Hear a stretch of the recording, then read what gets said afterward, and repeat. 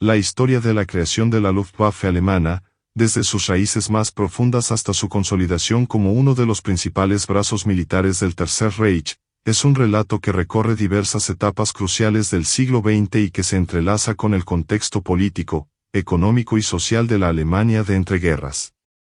Para comprender este proceso, debemos remontarnos a los primeros años posteriores a la Primera Guerra Mundial, cuando Alemania, derrotada y debilitada, vivía bajo las duras imposiciones del Tratado de Versalles.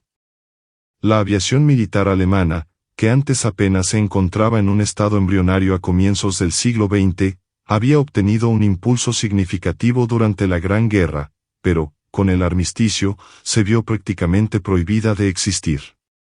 El Tratado de Versalles no solo restringía de forma severa la cantidad y el tipo de armamento que Alemania podía mantener, sino que también vetaba, de manera explícita, el desarrollo y la manutención de cualquier fuerza aérea. Sin embargo, el ímpetu y el deseo de retomar la tradición de vuelo, así como la conciencia de la importancia estratégica de la aviación, llevaron a militares, ingenieros y políticos a formular planes clandestinos y a encontrar brechas legales para preservar la investigación y el desarrollo aeronáutico. Mientras Europa y el mundo observaban a una Alemania destruida y económicamente en ruinas, surgieron ideas, en parte alimentadas por el sentimiento nacionalista y de revancha, que serían la semilla de la creación de lo que llegaría a ser la Luftwaffe. Incluso a finales del siglo XIX, Alemania se desenvolvía en el escenario de competiciones aeronáuticas, aunque con un ritmo más lento en comparación con otras potencias como Francia y el Reino Unido. Aún así, en el periodo previo a la Primera Guerra Mundial, Alemania consiguió avances notables en la producción de aeronaves destinadas a observación y bombardeo rudimentario. Fabricantes como Fokker, de origen holandés pero establecido en el país, y Albatros ganaron renombre durante la Gran Guerra, produciendo cazas que rivalizaban directamente con los aviones de los aliados. Pilotos como Manfred von Richthofen, el Barón Rojo, adquirieron fama internacional y, dentro de Alemania, se convirtieron en íconos de una renovada caballería en el aire. Eso contribuyó a forjar en el imaginario alemán la idea de que la aviación no solo era un arma militar, sino también un símbolo de superioridad tecnológica y de heroísmo individual. Sin embargo, con el fin del conflicto en 1918, la derrota alemana puso fin de manera brusca a esas aspiraciones oficiales. La aviación militar alemana fue desmantelada por imposición de los vencedores, y las autoridades de Versalles implantaron medidas estrictas para impedir que el país reconstruyera esa fuerza. Paralelamente, Alemania vivía un proceso interno turbulento, con la República de Weimar enfrentando crisis económicas, en especial la hiperinflación de principios de los años 20, y tensiones políticas que iban desde intentos de golpe de Estado, como el Putsch de Kapp en 1920 y el Putsch de la Cervecería, liderado por Adolf Hitler en 1923, hasta el surgimiento de grupos paramilitares. En ese contexto, muchos militares profesionales, veteranos del antiguo ejército imperial, se rehusaban a aceptar el nuevo orden impuesto por los aliados y por la frágil república. Impulsados por el sentimiento de humillación nacional, buscaban maneras de burlar las restricciones, y fue precisamente en ese entorno donde nació la idea de mantener viva la investigación aeronáutica y la instrucción del personal. Aunque oficialmente estaba prohibido poseer una fuerza aérea, ingenieros y empresarios alemanes se empeñaron en conservar las capacidades técnicas relacionadas con la aviación a través de clubes de aerodeporte y de la industria de aviación civil.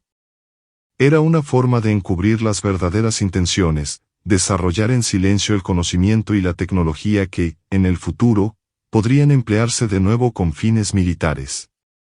En los primeros años de la década de 1920, el esfuerzo se concentró en la construcción de planeadores.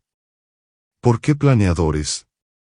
Por la sencilla razón de que la construcción de aviones con motor estaba severamente restringida, mientras que los planeadores no se consideraban, a priori, una amenaza militar. Eran vistos como aeronaves de ocio o de competición deportiva. Así, por toda Alemania surgió un movimiento intenso de constructores aficionados y clubes de vuelo a vela, lo que generaba un doble efecto. Por un lado, mantenía el interés de la población por la aviación y, por el otro, ejercitaba las capacidades de proyectistas e ingenieros, que trabajaban discretamente en el perfeccionamiento de la aerodinámica, la estructura y los controles de vuelo. Aunque no utilizaban motores, el conocimiento relativo al diseño de alas, fuselajes y materiales se volvía fundamental para, en un futuro, recuperar con más facilidad la producción de aeronaves motorizadas. Además, muchos jóvenes que más tarde llegarían a ser pilotos de caza o instructores de bombarderos militares comenzaron sus carreras manejando planeadores en las laderas de montañas y colinas alemanas. La cooperación secreta con la Unión Soviética fue igualmente decisiva para la continuidad del desarrollo militar alemán en esos años. Aunque ideológicamente la URSS se percibía como antagónica al régimen alemán, ambos países se encontraban aislados tras la Primera Guerra Mundial y la Revolución Rusa, respectivamente. Los acuerdos de Rapallo, firmados en 1922, abrieron la posibilidad de que Alemania eludiera en parte las imposiciones del Tratado de Versalles, también en el campo aeronáutico. Así, técnicos alemanes comenzaron a desarrollar y probar proyectos en territorio soviético, creando, de manera velada, laboratorios y campos de entrenamiento para aviones militares, formando a futuros pilotos alemanes sin la supervisión directa de las potencias occidentales. Esto se realizaba en zonas remotas, lejos de los grandes centros, dentro de la URSS. Aunque los registros de esas actividades sean parcialmente difusos, se sabe que la colaboración resultó esencial para la formación de toda una generación de militares que, al regresar a Alemania, traían experiencia de vuelo y conocimientos técnicos sobre mantenimiento y diseño de aeronaves. Al mismo tiempo, dentro de Alemania, la industria aeronáutica civil continuaba avanzando a través de compañías de transporte de pasajeros. Una de las más famosas fue la Deutsche Lufthansa, más tarde estilizada como Lufthansa, fundada en 1926 a partir de la fusión de pequeñas empresas de transporte aéreo. Aunque oficialmente civil y dedicada a rutas comerciales, la Lufthansa mantenía un estrecho vínculo con los fabricantes de aviones, contribuyendo al avance de motores, fuselajes y modelos de aviones de medio alcance. Esa experiencia, aunque no fuera estrictamente militar, acabó creando las bases de la infraestructura y la pericia técnica necesarias. Los ingenieros que trabajaban en el desarrollo de aeronaves civiles para empresas como Junkers, Heinkel y Dornier acumulaban competencias de las que Alemania echaría mano en cuanto pudiera restablecer su fuerza aérea. Paralelamente, el ejército de la época, llamado Reichswehr, limitado a 100.000 hombres según el Tratado de Versalles, acogía a oficiales que anhelaban el resurgir de la potencia bélica alemana. Estos financiaban, de forma discreta, investigaciones y pruebas en el sector aeronáutico, utilizando empresas fachada o fondos destinados a la investigación civil. El panorama comenzó a cambiar a partir de 1929, cuando la crisis económica mundial, desencadenada por la quiebra de la Bolsa de Nueva York, golpeó de lleno a la ya maltrecha economía alemana. El desempleo y la miseria crecientes alimentaron el descontento popular y abrieron espacio para que partidos radicales ganaran más apoyo. Entre ellos se encontraba el Partido Nacionalsocialista de Adolf Hitler. A comienzos de los años 30, Hitler y sus seguidores comenzaron a canalizar el sentimiento de injusticia arraigado en la sociedad alemana, prometiendo abolir las imposiciones de Versalles y restaurar la gloria militar del país. Cuando Hitler asumió el poder en enero de 1933, como canciller del Reich, la oportunidad de reactivar una fuerza aérea se hizo mucho más tangible. El nazismo no ocultaba su intención de rearmar a Alemania, pero al principio actuó con cierta cautela para no provocar una reacción inmediata de las demás potencias europeas. Con Hitler en el poder, dos nombres fueron particularmente relevantes en el resurgir de la aviación militar alemana: Hermann Göring y Erhard Milch. Göring, expiloto de caza durante la Primera Guerra Mundial y quien llegó a liderar el escuadrón del legendario Barón Rojo en los últimos meses del conflicto, era un hombre de confianza de Hitler. Con un estilo extravagante y un gran carisma dentro del partido nazi, Göring alcanzó cargos clave en el gobierno. No solo sentía una fascinación personal por la aviación, sino que también entendía su valor como pieza central de la proyección de poder del nuevo régimen. Erhard Milch, por su parte, un administrador con gran talento, fue designado para cargos de alta importancia en la aviación civil y, más tarde, en la organización de la futura Luftwaffe.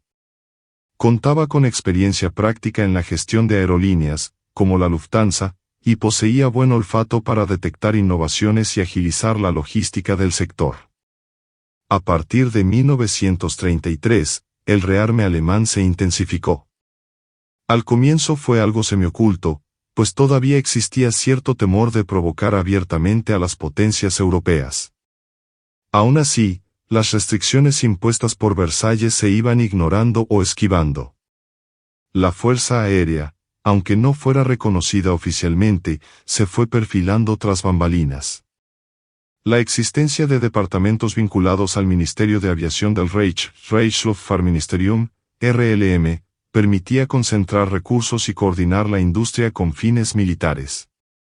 En 1935, el régimen nazi dio un paso definitivo, anunció públicamente la creación de la Luftwaffe, rompiendo así con la ficción de que cumplía las restricciones del tratado y dejando a Europa ante un hecho consumado.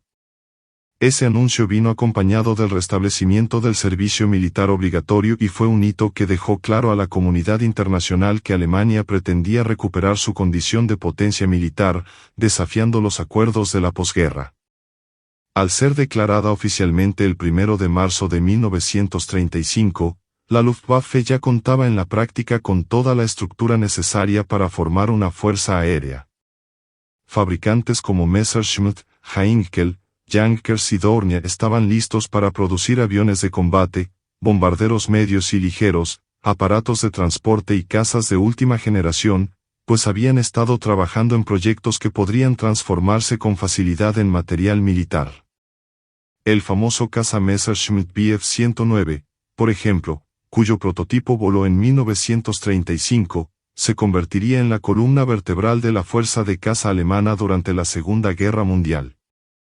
Heinkel, por su parte, desarrollaba modelos como el E-111, concebido inicialmente como avión civil de transporte, pero que pasó a ser un bombardero medio versátil y rápido. Junkers, a su vez, preparaba el Ju-87 Stuke, el temible bombardero en picado que se transformaría en uno de los símbolos del poder aéreo alemán en los primeros años de la guerra. Este desarrollo acelerado solo fue posible gracias a que, en los años anteriores, Alemania había mantenido equipos de proyectistas e ingenieros activos, aunque fuera bajo tapaderas civiles o mediante cooperación secreta. Hubo también un gran impulso con la obtención de motores de alto rendimiento, como los de Daimler-Benz y Junkers, capaces de otorgar a las aeronaves la potencia necesaria para competir con los mejores modelos extranjeros. La doctrina militar se fue configurando poco a poco. Desde la Gran Guerra, la aviación había evolucionado de forma considerable, y los teóricos alemanes, observando los avances del Reino Unido, Francia y, sobre todo, de la Italia de Giulio Douhet, comprendían que la aviación era un arma independiente esencial para la guerra moderna. Douhet destacaba la importancia del bombardeo estratégico como forma de doblegar la voluntad del enemigo atacando ciudades e infraestructuras. En Alemania, sin embargo, la idea inicial era desarrollar una fuerza aérea que apoyase directamente las operaciones en tierra, priorizando bombarderos tácticos, cazas de escolta y apoyo aéreo cercano. Algunas voces defendían el bombardeo estratégico de largo alcance, pero la necesidad de restablecer el ejército alemán como potencia decisiva en tierra parecía dictar una táctica de aviación de apoyo a las Blitzkrieg que se planeaban. Así, la Luftwaffe se orientó sobre todo a la cooperación con las fuerzas terrestres, recurriendo a aeronaves como el Ju-87 Stuke para ataques de precisión en el frente enemigo. Antes incluso del estallido oficial de la Segunda Guerra Mundial, la Luftwaffe tuvo su prueba de fuego en la Guerra Civil Española, 1936 a 1939. Hitler decidió apoyar a las fuerzas del general Francisco Franco contra el gobierno republicano, y en ese contexto envió la Legión Cóndor, compuesta por unidades aéreas alemanas equipadas con cazas, bombarderos y aviones de observación. Fue en España donde la Luftwaffe probó tácticas de bombardeo en picado y coordinación aire-tierra, además de evaluar el desempeño de modelos como el E-111 y el Bf-109 en condiciones reales de combate. La operación en España aportó valiosas enseñanzas, pues los pilotos alemanes ganaron experiencia y los fabricantes de aviones pudieron perfeccionar sus diseños a partir de los datos reunidos en misiones reales. Sin embargo, los métodos de bombardeo de la Legión Cóndor, que incluyeron ataques a la población civil, como en Guernica, sembraron el terror y mostraron al mundo un atisbo de lo que podría esperarse en un conflicto más amplio. Mientras tanto, la propaganda nazi, orquestada por Joseph Goebbels, aprovechó la imagen de los aviones militares y los pilotos heroicos para alimentar el orgullo nacional. Se organizaban desfiles aéreos, se producían películas de propaganda que exaltaban la velocidad y el poder de los nuevos aviones alemanes, y los carteles mostraban a los pilotos como la élite del nuevo Reich. Esta propaganda cumplía varios objetivos: consolidaba el respaldo popular a la militarización, demostraba poder ante posibles enemigos y atraía a nuevos voluntarios para unirse a la Luftwaffe. Entre esos voluntarios se encontraban jóvenes fascinados por el romanticismo que envolvía al piloto de caza, así como mecánicos, ingenieros y técnicos que veían en la industria aeronáutica un sector en pleno crecimiento, capaz de brindar buenos salarios y prestigio social. El componente casi místico asociado a la aviación también contribuyó a forjar un aura de modernidad alrededor del régimen nazi, que difundía la idea de una Alemania en plena renovación y con un gran desarrollo científico. Cuando finalmente estalló la guerra, en septiembre de 1939, con la invasión de Polonia por parte de Alemania, la Luftwaffe desempeñó un papel fundamental en las campañas que siguieron. El ejército alemán, el Heer, implementaba la táctica de la Blitzkrieg, guerra relámpago, caracterizada por maniobras veloces de tanques y de infantería mecanizada con el apoyo estrecho de la aviación de bombardeo y caza.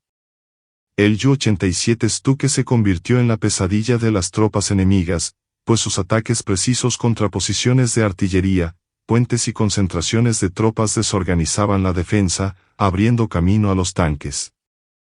A la vez, los cazas Bf-109 lograban el dominio aéreo en los cielos de la zona de operaciones, abatiendo los aviones polacos. El rotundo éxito de la Blitzkrieg en Polonia, y luego en Dinamarca, Noruega, Bélgica, Holanda y Francia, llevó al mundo a creer que la Luftwaffe era casi invencible, con una tecnología de vanguardia y pilotos experimentados. De hecho, en los primeros años del conflicto, la Luftwaffe parecía confirmar esa narrativa de invulnerabilidad. Aquellas victorias rápidas y demoledoras resultaron de la combinación de tecnología, tácticas innovadoras y la experiencia previa adquirida por sus pilotos tanto en la clandestinidad de los años 20 como en la Guerra Civil Española. Sin embargo, a partir de 1940, cuando Alemania dirigió su atención hacia la batalla de Inglaterra, empezaron a manifestarse los límites de la doctrina y el equipamiento de la Luftwaffe. El plan de Hitler para someter al Reino Unido pasaba, inicialmente, por conquistar la superioridad aérea sobre la Royal Air Force, RAF, para posibilitar una eventual invasión terrestre, la operación que nunca llegó a ejecutarse, conocida como Operación León Marino. No obstante, los bombarderos medios alemanes, como el E-111 y el Do-17, contaban con un alcance limitado y con poca capacidad de carga de bombas. Además, el Bf-109, a pesar de ser un excelente caza, tenía también un alcance escaso que dificultaba la escolta prolongada sobre territorio británico. Por su parte, la RAF contaba con cazas avanzados, como el Herrick y, sobre todo, el Spitfire, que, al combatir sobre su propio territorio, podían reabastecerse con rapidez y volver al combate. La Luftwaffe no estaba estructurada para una campaña de bombardeo estratégico prolongada sobre objetivos distantes, ni disponía de un caza de largo alcance que pudiera acompañar a sus bombarderos en incursiones prolongadas. Esto provocó que la batalla de Inglaterra se volviera un reto cada vez mayor para los alemanes. La Fuerza Aérea Alemana sufrió pérdidas considerables de pilotos y aeronaves, y la posibilidad de invadir el Reino Unido se abandonó gradualmente. Después, con la Operación Barbarroja, la invasión de la Unión Soviética en 1941, la Luftwaffe volvió a tener un papel crucial en la etapa inicial, logrando victorias contundentes al diezmar gran parte de la Fuerza Aérea Roja en tierra y apoyar el avance relámpago de las divisiones Panzer. Sin embargo, la Unión Soviética, con sus enormes dimensiones, exigía una capacidad logística para la que la Luftwaffe no estaba preparada. Las prolongadas campañas en el este dejaron al descubierto problemas como la dificultad de mantener las aeronaves en condiciones climáticas extremas, la subestimación del poder industrial soviético para reponer bajas y la dispersión de las bases aéreas en un territorio inmenso. Además, la industria aeronáutica alemana no pudo aumentar la producción al ritmo que exigía la guerra, y los nuevos modelos, como el caza FW-190 de Focke-Wulf, por muy eficaces que fueran, llegaron en cantidades insuficientes para mantener la superioridad aérea. Con el paso de la guerra, el esfuerzo bélico alemán fue agotándose, pese a los intentos de innovar tecnológicamente, como el desarrollo de aviones a reacción, en particular el Messerschmitt Me-262, o de cohetes como los Quinto 1 y V-2. Esas innovaciones llegaron demasiado tarde y en una cantidad muy limitada para alterar el curso del conflicto. En el frente occidental, cuando los aliados desembarcaron en Normandía en 1944, la Luftwaffe había perdido gran parte de su fuerza operativa. Su incapacidad para controlar los cielos de Francia y Alemania, sobre todo ante la inmensa producción de aviones por parte de Estados Unidos y la reorganización de la Fuerza Aérea Británica, selló su destino. A partir de 1943, los bombardeos estratégicos aliados contra la industria y las ciudades alemanas se hallaban en pleno apogeo, con formaciones de cientos de bombarderos B-17, B-24 y Lancaster operando tanto de día como de noche. La Luftwaffe, que nunca había priorizado la creación en masa de interceptores de largo alcance, y que padecía la escasez de combustible y de pilotos bien entrenados, no logró frenar la ofensiva aérea. El resultado fue la destrucción sistemática del parque industrial alemán, incluidas las fábricas aeronáuticas, y el consiguiente desgaste moral de las tripulaciones y de la población civil. Aún así, la Luftwaffe combatió hasta los últimos días del Tercer Reich. Los esfuerzos finales de sus pilotos con el Me-262, el primer caza a reacción operativo del mundo, llegaron a infligir considerables pérdidas a las formaciones de bombarderos aliados, pero fue demasiado poco y demasiado tarde. La infraestructura necesaria para la producción masiva de tales cazas a reacción estaba devastada, y la falta de combustible y de capacidad de mantenimiento era abrumadora. Frente a la enorme superioridad numérica de los aliados, la Luftwaffe se desintegró literalmente en medio de combates desesperados, y el colapso del régimen nazi significó también el fin de esa fuerza aérea que había sido la máxima expresión del rearme alemán y el símbolo de la modernidad bélica del Tercer Reich. Para volver al tema de sus orígenes, el punto central de esta narrativa, se observa como el nacimiento y la consolidación de la Luftwaffe fueron fruto de una compleja articulación que empezó justo después de la Primera Guerra Mundial. Las restricciones de Versalles, en vez de suprimir completamente el ímpetu de la aviación militar, terminaron alimentando un espíritu de revancha y de ingenio, expresado en proyectos de planeadores, acuerdos secretos con la Unión Soviética y la inversión constante en investigación aeronáutica, fuera o no encubierta. Con la llegada al poder de Hitler, la creación de una fuerza aérea se convirtió en prioridad política y militar para el régimen nazi. Göring, Milch y muchos otros dentro del Ministerio de Aviación unificaron los esfuerzos de la industria y de las Fuerzas Armadas, logrando resultados rápidos e impactantes. Pese a la notable eficiencia inicial, cuando empezó la Segunda Guerra Mundial, la Luftwaffe se enfrentó a limitaciones que se irían volviendo cada vez más evidentes a medida que el conflicto se prolongaba y se multiplicaban las demandas en diferentes frentes de combate.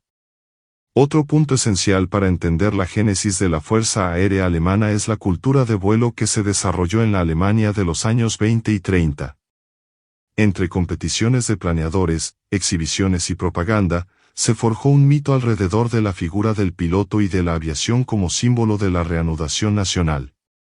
El apoyo popular, sumado al deseo de los militares de superar el trauma de la derrota en la Primera Guerra, contribuyó a que la aviación se considerara el camino hacia la restauración del prestigio de Alemania. Además, la industria aérea civil, encabezada por Lufthansa, creó rutas internacionales que conectaban Berlín con otras capitales europeas e incluso con destinos intercontinentales, demostrando que el país ocupaba un lugar en el mapa de las grandes potencias aeronáuticas, pese a que oficialmente tenía prohibido desarrollar aviones militares. Ese doble rasgo, civil y militar, se fusionó, y varios proyectos ideados para el ámbito civil se convirtieron con rapidez en aviones militares tan pronto como el Reich se propuso rearmarse abiertamente. Una peculiaridad que también debe recordarse es que, aunque Göring fuera el comandante nominal de la Luftwaffe, dentro de la cúpula nazi existían intrigas y disputas de poder. Hitler, que gustaba de manipular a sus subordinados, fomentaba la rivalidad interna. Así, había tensiones entre Göring, Himmler y otros líderes, e incluso entre partes del ejército y de la fuerza aérea. Esas luchas de poder se reflejaban en la asignación de recursos. En cierto momento, la producción de bombarderos o de cazas podía aumentar o disminuir en función de decisiones políticas internas, y no necesariamente en base a una lógica estratégica. Esta táctica de Hitler minaba un planeamiento a largo plazo. La Luftwaffe, por ejemplo, no obtuvo siempre prioridad para fabricar aviones de transporte, algo que resultó muy perjudicial a la hora de sostener operaciones en zonas distantes, como en el cerco de Stalingrado, cuando la Fuerza Aérea no logró abastecer a las tropas alemanas allí rodeadas. De esa forma, la falta de enfoque y coordinación a largo plazo contribuyó a que, a pesar de su espectacular comienzo, la Luftwaffe no estuviese lista para una guerra prolongada en diversos frentes contra enemigos con un desarrollo tecnológico semejante o superior. Otro factor que tampoco puede ignorarse es la doctrina.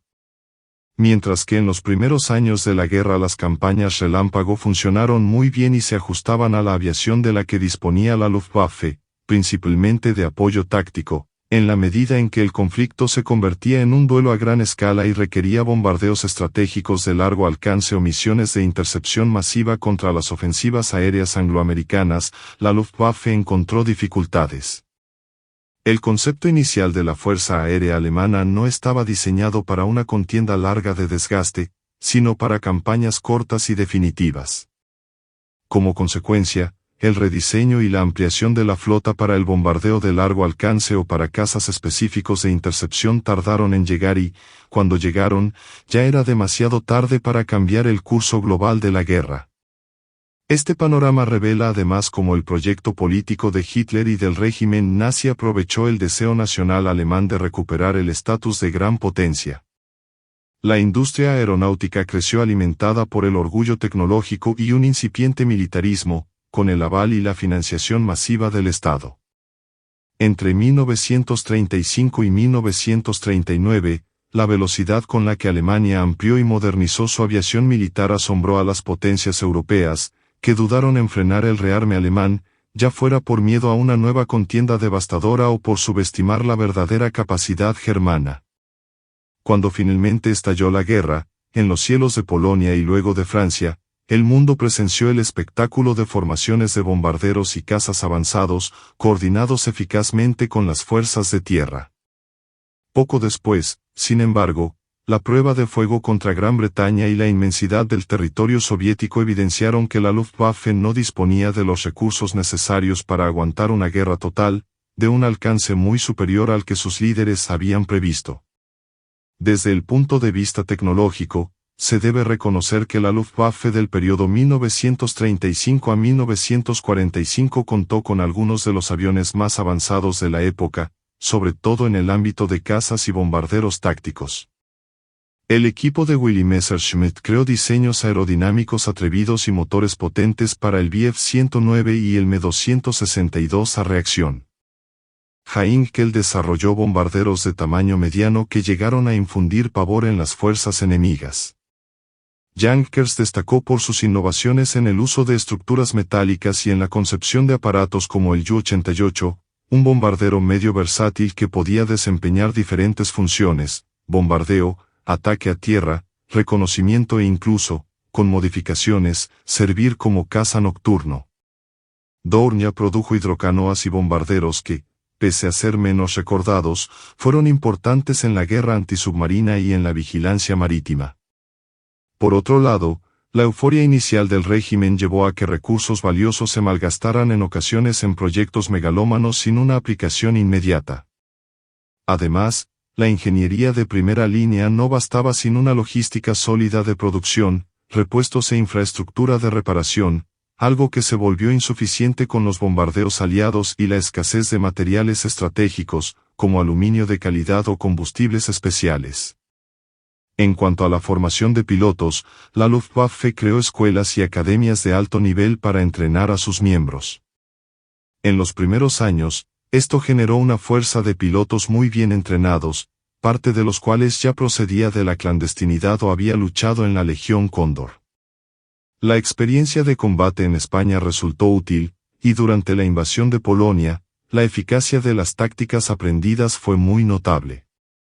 Sin embargo, en las etapas más avanzadas de la guerra, a medida que se aceleraban las pérdidas, el entrenamiento de los nuevos pilotos se acortó considerablemente, entrando en combate casi sin preparación y elevando las bajas, lo que minó aún más a la fuerza aérea.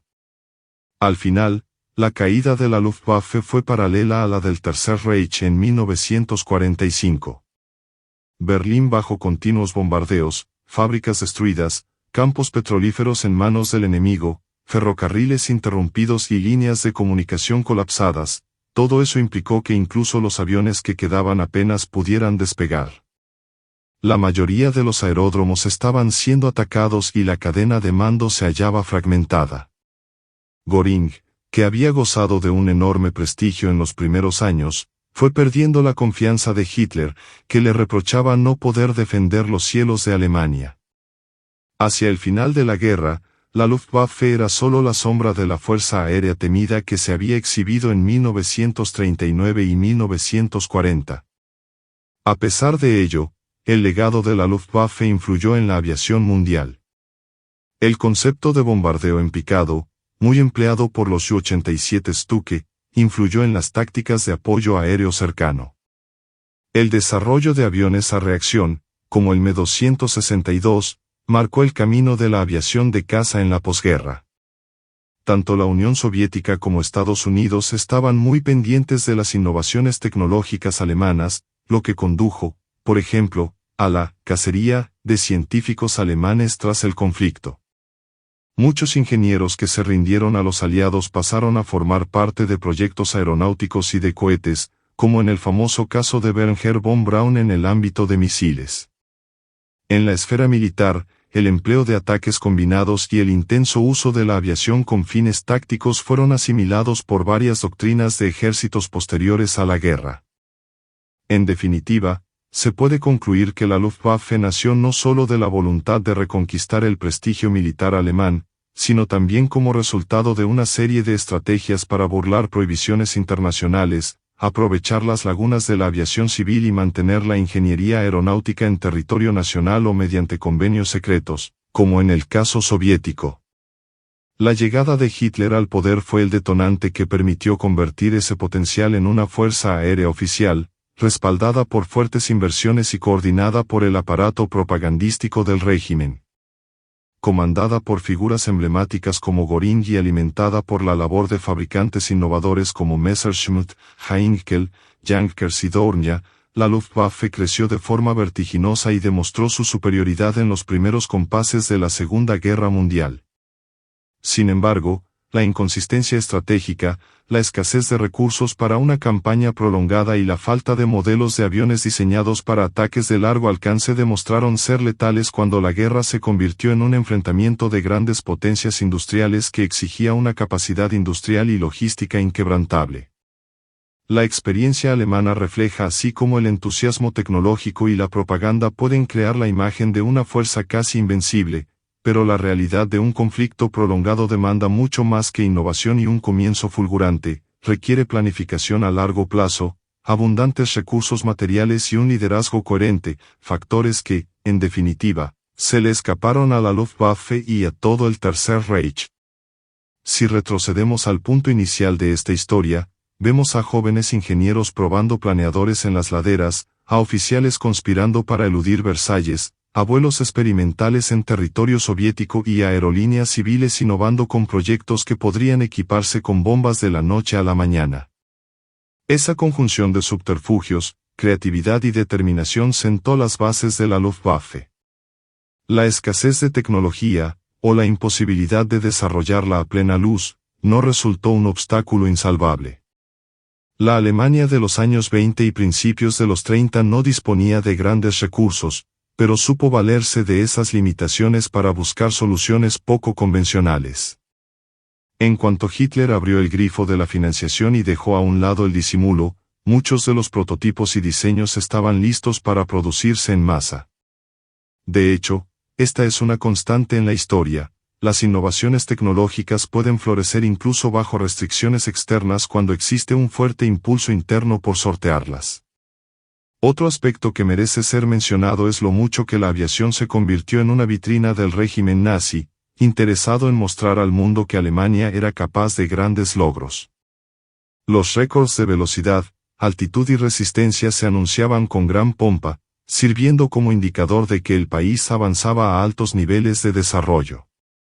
Sin embargo, estas marcas, por prestigiosas que fueran, no se traducían necesariamente en ventajas militares directas, sino que constituían más bien un recurso de propaganda política y de seducción popular. La infraestructura de aeropuertos, fábricas y laboratorios, en cambio, sí resultó fundamental para conformar la Luftwaffe, y demostró que el régimen nazi sabía combinar propaganda y acciones concretas de expansión industrial. Observando el conjunto del proceso, es evidente que la creación de la Luftwaffe brotó de la mezcla de humillación nacional tras el Tratado de Versalles, de una determinación por superarlo, de maniobras clandestinas, de una planificación militar centrada en una guerra rápida, de la pasión por la tecnología, de la propaganda intensa y, además, de la ambición de los dirigentes que veían en la aviación una forma de recuperar la grandiosidad perdida. El hundimiento final de la Luftwaffe, a su vez, sacó a la luz la fragilidad de una fuerza que, pese a su poder inicial, no estaba lista para la larga contienda que efectivamente tuvo lugar, con múltiples frentes y enemigos con igual, o incluso mayor, potencial industrial y humano. Se trata de un ejemplo patente de cómo la tecnología y el poder pueden llegar en pocos años a la cumbre, pero también de cómo pueden desmoronarse sin una base de recursos y de estrategia sólida que los respalde. Así, cuando se analiza el periodo de 1919 a 1935, se ve con claridad que la idea de crear la Luftwaffe no surgió de la noche a la mañana, sino que fue el resultado del profundo anhelo de revancha del pueblo alemán y de la percepción de que el poder aéreo sería indispensable en el futuro campo de batalla. Ese anhelo se mantuvo vivo mediante multitud de mecanismos aparentemente inocentes, clubes de vuelo a vela, proyectos universitarios, motores para aviación civil, aerolíneas con conocimientos técnicos que podían, en un abrir y cerrar de ojos, transformarse en producción militar, y fabricantes de renombre que, mientras tanto, seguían trabajando en soluciones aeronáuticas avanzadas. Ese potencial, latente pero reprimido, encontró la ocasión de estallar en cuanto el régimen nazi ignoró las cláusulas de Versalles. En pocos años, la industria creció, se construyeron bases aéreas por toda Alemania y miles de jóvenes se formaron como pilotos. La propaganda elevó la moral de la nación y mostró al mundo que, además de un ejército, Alemania estaba forjando una máquina militar moderna, que combinaba la aviación, los blindados y la infantería, bajo una dirección política ansiosa por expandir sus fronteras. La transformación de la aviación alemana, que pasó de ser prácticamente inexistente, por lo menos sobre el papel, a ser una de las mayores y mejor equipadas del mundo en apenas unos años, alarmó a las potencias europeas. Aunque se intentó contener ese proceso por vías diplomáticas, el recelo de Francia y el Reino Unido a arriesgarse a un nuevo conflicto en Europa y la política de apaciguamiento ante Hitler facilitaron la escalada del rearme. Cuando la guerra comenzó, la Luftwaffe cumplió sus promesas iniciales, resultando decisiva en las fulgurantes victorias del Eje. Con el tiempo, sin embargo, el conflicto se tornó en una guerra total y mundial que puso de relieve los límites de la doctrina alemana, su producción industrial y la dependencia de ciertos tipos de aeronaves diseñadas para campañas cortas. Factores como la carencia de recursos, la necesidad de luchar en varios frentes y la demora en reconocer la trascendencia del bombardeo estratégico llevaron a la pérdida progresiva de la superioridad aérea frente a la RAF y la USAF, Fuerza Aérea del Ejército de los Estados Unidos, precursora de la actual Fuerza Aérea estadounidense. Eso no quita que, durante los primeros años del conflicto, la Luftwaffe ejerciera un enorme impacto. Su coordinación con los blindados y su uso de bombarderos en picado revolucionaron la forma de conducir las campañas militares. El descubrimiento de que el avión podía hacer mucho más que simple reconocimiento o bombardeos esporádicos quedó patente gracias a los Tuques, que aterrorizaban a las tropas enemigas y minaban su moral. Al mismo tiempo, la superioridad aérea local de los cazas permitía a los ejércitos alemanes desplazarse con relativa libertad.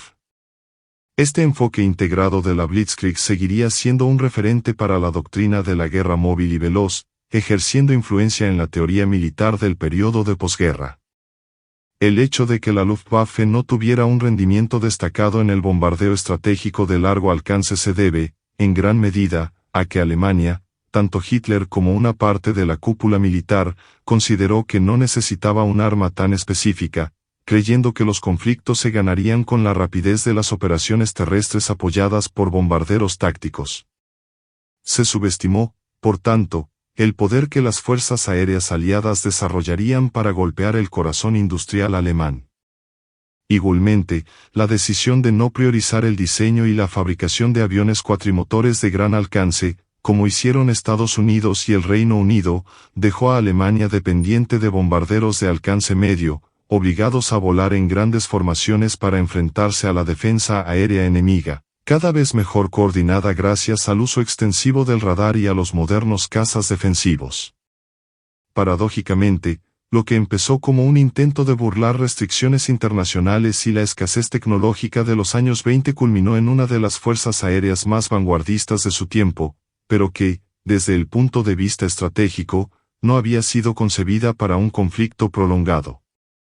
La convicción de Hitler y el régimen en una victoria rápida y su fe en la invencibilidad alemana no ayudaron a trazar planes de contingencia para una contienda de larga duración. Cuando llegaron las penurias, la Luftwaffe enfrentó la carencia de recursos, de pilotos experimentados y de aviones adaptados a las nuevas exigencias que la guerra iba imponiendo. En los últimos meses de la contienda, la tardía introducción de modelos avanzados, como el Me-262, el Arado AR-234, bombardero /diagonal reconocedora reacción, e incluso prototipos de alas voladoras de Horten, si bien fascinante desde una perspectiva histórica, resultó insuficiente para cambiar el curso de la guerra. Por tanto, es correcto afirmar que la Luftwaffe se forjó en gran medida como consecuencia de la humillación sufrida tras la Primera Guerra Mundial y del deseo vehemente de devolver a Alemania su poderío militar y tecnológico. La presión internacional contra el desarrollo de una fuerza aérea empujó a los alemanes a vías alternativas, mientras la industria civil y el creciente interés popular por la aviación aportaban un conocimiento y una habilidad que podían reciclarse en cuanto hubiera luz verde para construir aviones de combate. La llegada de Hitler al poder proporcionó ese respaldo político y económico que transformó un embrión en una gran fuerza aérea. Durante algunos años, representó la esencia de lo que el régimen nazi quería proyectar: modernidad, fuerza y conquista. Si la Segunda Guerra Mundial hubiera sido corta y Alemania hubiera vencido, quizá la Luftwaffe habría pasado a la historia como la fuerza aérea más exitosa de su época. Pero el alargamiento del conflicto y la intervención de las potencias industriales aliadas condujeron a su inevitable desgaste. Si volvemos a la raíz de esta epopeya, veremos a jóvenes ingenieros experimentando con planeadores, oficiales planificando cómo eludir el Tratado de Versalles, vuelos secretos en la URSS y aerolíneas civiles capaces de reconvertirse en un abrir y cerrar de ojos en fábricas de aviones de guerra. Esta combinación de astucia, creatividad y determinación forma la esencia de la Luftwaffe.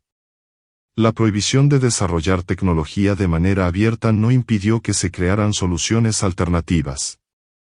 Una vez que Hitler liberó los recursos y dejó de disimular, muchos prototipos y proyectos estaban más que listos para una producción en serie.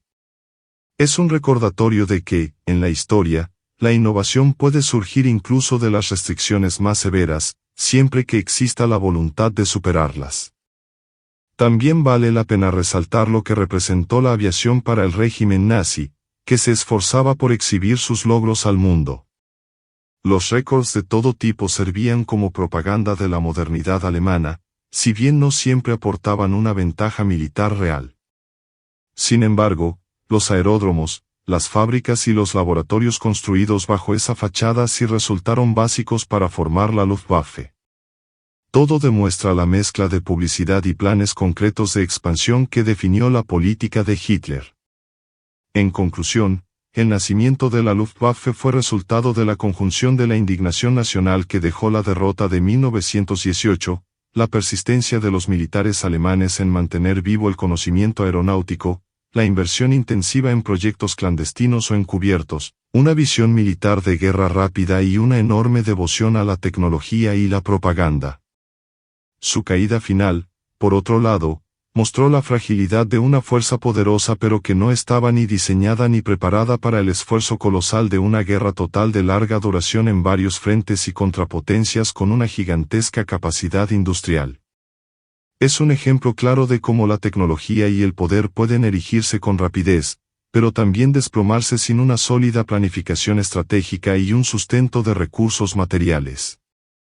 Una lección duradera de la historia bélica del siglo XX y de la evolución de la aviación en particular.